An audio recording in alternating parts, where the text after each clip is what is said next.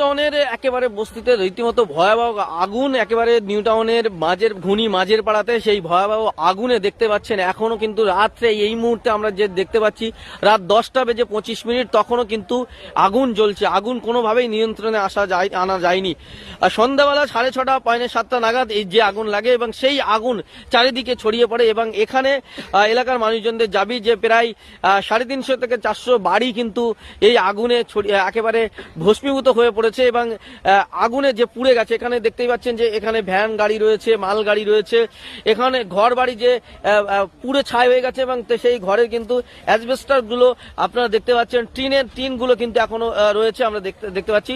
পুরো যতগুলো বাড়ি ছিল এখানে সেই বাড়িগুলো কিন্তু সব পুরো ধূলিসাৎ হয়ে গেছে। 350-400 বাড়ি ছিল আনুমানিক বলা হচ্ছে, সেই বাড়িগুলো কিন্তু আগুনে পুরো একেবারে ধ্বংস হয়ে গেছে, সব পুড়ে ছাই হয়ে গেছে। আশপাশে দুটো একটা বাড়ি ছাড়া একেবারে পুরো এলাকার যত ঘর বাড়ি ছিল সব কিন্তু পুরো ছাই হয়ে গেছে। এলাকার সাধারণ মানুষ তারা বালতিতে করে জল নিয়ে এটা নিয়ন্ত্রণে আনার চেষ্টা করেছেন কিন্তু হয়নি। দীর্ঘ 1-1.5 ঘন্টা পর দমকল বাহিনী আসে এবং দমকল বাহিনী এসে এই আগুনটাকে নিয়ন্ত্রণ করার চেষ্টা করছে।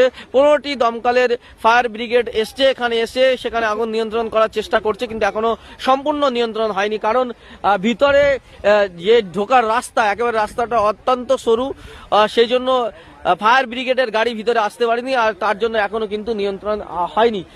বিভিন্নভাবে পাইপ লাইন লাগিয়ে বিভিন্নভাবে দমকল যারা চেষ্টা করছে সম্পূর্ণ আগুন নিয়ন্ত্রণ করার।